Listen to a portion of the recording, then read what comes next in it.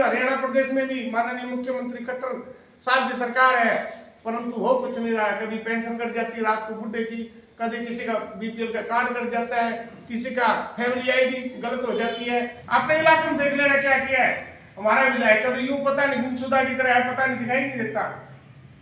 जनता को ये पता नहीं विधायक है कहाँ, खू गया, जिंदा है, कहाँ है। सभी को मेरी तरफ से नमस्कार। और आज हम जिस कार्यक्रम के लिए आए हैं, श्रीमती इंदिरा गांधी का जन्मदिवस है, उसके लिए हम 2 लाइन लगाएंगे सभी। श्रीमती इंदिरा गांधी अमर रहे, अमर रहे, अमर रहे। श्रीमती इंदिरा गांधी अमर रहे, अमर रहे, अमर रहे। राजीव गांधी अमर रहे, अमर रहे, अमर रहे। श्रीमती इंदिरा गांधी अमर रहे, अमर रहे, अमर रहे। इस देश की सबसे लीडर नेता श्रीमती इंदिरा गांधी का जन्म दिवस है, उस पर आप सबको हार्दिक शुभकामनाएं। गरीबों की आवाज थी, हर कर्मचारी, किसान और मजदूर की आवाज थी।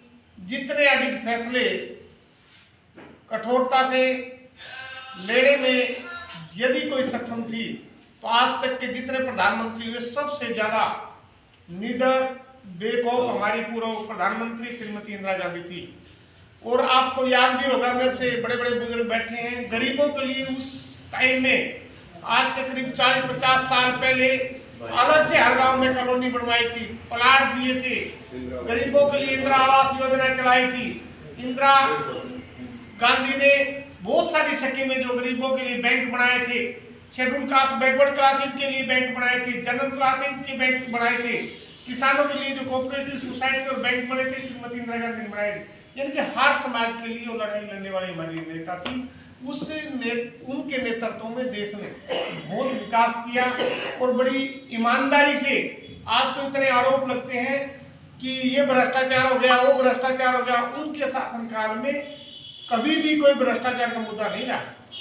उन्होंने इतनी निडरता से फैसले लिए कि सारे जो हमारे प्रतिद्वंदी देश थे, जिस प्रकार पाकिस्तान के टुकड़े किए, बांग्लादेश बनाया, तो जो भी हमारे खिलाफ जो विदेशों में भी जो विरोधी देश थे, उनके साथ भी इतनी कठोरता से फैसला लिया कि एक भी विरोधी देश को बोलने नहीं दिया। तो श्रीमती इंदिरा गांधी जी हमारे लिए, हमारे देश के लिए और गरीब, किसान और मजदूर के लिए लड़ने वाली बेखौफ नेता थी, लीडर नेता थी। उनके नेतृत्व में देश ने बहुत बड़ा विकास किया। देश में आज जितने हमारे ये बैंक हैं, इनका निजीकरण हटा करके सरकारीकरण किया, बहुत सारी संस्थाएं खोली देश के लिए। उस समय हमारे पास इतनी बड़ी ताकत नहीं थी। पूरे देश में खाद्य की बड़ी समस्या थी, हमारे अनाज की बड़ी समस्या थी, उनके लिए नई नई योजनाएं लेके आई। और देश के जो ग्रामीण अंचल के लोग थे, उनके लिए जब बिजली की, सड़क की, परिवहन की, स्कूल की सब व्यवस्थाएं करने में श्रीमती इंदिरा गांधी ने अपने जीवन का अभिन्न जो अच्छा समय था वो पूरा समय लगाया। और अंतिम समय में इस देश के लिए उन्होंने अपनी जान तक न्यौछावर कर दी, क्योंकि वो जो लड़ाई लड़ रही थी वो इस देश के आम आदमी के लिए लड़ रही थी। और जो विरोधी लोग थे वो नहीं चाहते थे कि ये श्रीमती इंदिरा गांधी इस देश को यहाँ तक आगे तक लेके जाए।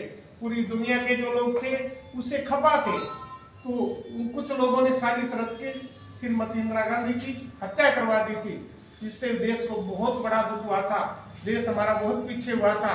उनके बाद श्रीमती इंदिरा गांधी की मृत्यु के बाद श्री राजीव गांधी जी ने देश की कमान संभाली। आज जो देख रहे हो कंप्यूटर का जमाना, अब हम सब लोग कंप्यूटर के सामने खड़े होते हैं, उस कंप्यूटर को लेके आने वाले श्री राजीव गांधी जी इस देश के प्रथम प्रधानमंत्री थे। जो आज बड़ी बड़ी बिल्डिंगें हैं, बड़े बड़े शोरूम बने हैं, शीशे के लगे हुए हैं, इस सारे आधुनिकीकरण को लेकर के आने वाले श्री राजीव गांधी थे। तो उनके परिवार ने इस देश के लिए कुर्बानी भी दी है, इस देश के लिए त्याग भी किया है और इस देश के लिए बलिदान भी दिया है। तो आज श्रीमती इंदिरा गांधी के जन्म दिवस पर हम सब लोग इकट्ठे हुए कि श्रीमती इंदिरा गांधी के आज विचारों को आगे बढ़ाया जा सके, श्रीमती इंदिरा गांधी की आवाज को देश के आम आदमी तक पहुंचाया जा सके। आज जो लोग कह रहे हैं 60 साल में कांग्रेस ने कुछ नहीं किया, कांग्रेस ने जो किया है 60-70 साल के अरसे में उसी के ऊपर देश खड़ा है। हर आदमी के लिए रेलवे लाइन बनाई, डाक विभाग बनाया, बैंक बनाए, जितनी जितनी स्कीमें हैं सारे उस जमाने के कांग्रेस के नेता ही लेके आए थे। और आज के जो हमारे नेता कह रहे हैं उन्होंने सिर्फ बेचने का काम कर रहे हैं। रोज अखबार में आके आज रेल बेच दी, आज सेल बेच दी, आज भेल बेच दी, आज बैंक बेच दिए। और जो हमारे युवा साथी हैं, सबसे बड़ी समस्या है रोजगार की। जब सरकारी तंत्र रहेगा, सरकारी विभाग रहेंगे, सरकारी रेलवे रहेगी, सरकारी बैंक रहेगा, सरकारी पुलिस रहेगी, सेना रहेगी, तभी तो हमें रोजगार मिलेगा। जब सारी चीज बिक जाएंगी, सारे पूंजीपति लोग ले लेंगे, देश के घराटे लोग ले लेंगे, अडानी अंबानी जैसे लोग ले लेंगे, तो हमारे बच्चों के लिए जो हम रोजगार की सोच रहे हैं कि मेरा बेटा बड़ा होकर के इंस्पेक्टर लगेगा, मेरा बेटा ये लगेगा, मेरा बेटा उस पोस्ट पे जाएगा, मेरा बेटा अधिकारी बनेगा, तो सरकारी संस्थाएं नहीं रहेंगी तो आपके बच्चे कैसे सुरक्षित रहेंगे, नौकरी कैसे मिलेगी? हम सबको ये इलाज कैसे मिलेगा? सरकारी स्कूल नहीं रहेंगे, सरकारी अस्पताल नहीं रहेंगे तो सरकारी शिक्षा और सरकारी स्वास्थ्य कैसे मिलेगा, सरकारी चिकित्सा कैसे मिलेगी? तो इन चीजों की हमें जरूरत है, हमने देश को बचाना है।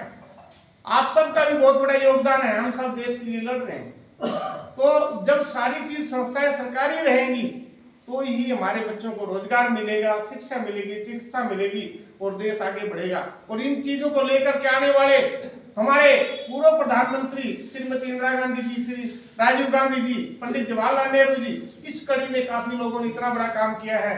पीछे हमारे माननीय मनमोहन सिंह जी थे देश के प्रधानमंत्री, पूरे देश की व्यवस्था, अर्थव्यवस्था गिर गई थी, अमेरिका की भी बैंक धड़ाम गिर गए थे, बर्बाद हो गए थे, परंतु भारत की अर्थव्यवस्था और जो इकोनॉमिकल हालात थी, आर्थिक हालात थी, वो शीतल की शीतल रही थी। इनके अच्छे मार्गदर्शन से देश को आगे बढ़ाया है। आप जात और धर्म की बात करके सिर्फ हमें बहका करके वोट ले जाते हैं। आप पिछले 10 सालों से देख रहे हैं, हरियाणा प्रदेश में भी माननीय मुख्यमंत्री खट्टर साहब की सरकार है, परंतु हो कुछ नहीं रहा है। कभी पेंशन कट जाती है रात को बुढ़े की, कभी किसी का बीपीएल का कार्ड कट जाता है, किसी का फैमिली आईडी गलत हो जाती है, किसी बच्चे को रोजगार के लिए समस्या है। तो ये सारी सरकार गुमराह करने का काम करती है।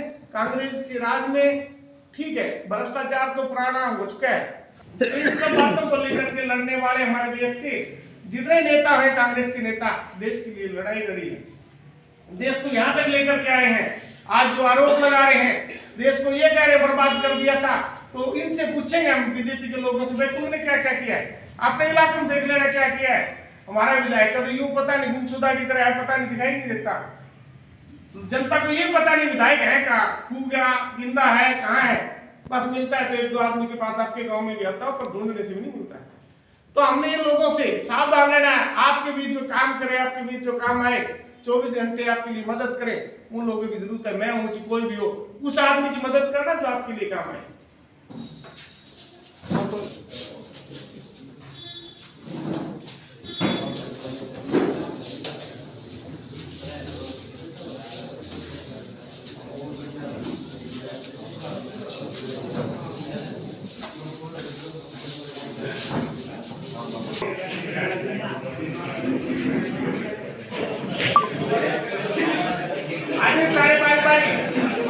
उन गोताबारी है उस गांव रतेरा के और सदा उपकारी रहेंगे कि मास्टर शक्ति रतेरा जी जैसे कलयुग की कर्ण एक महान समाज सेवक बीच में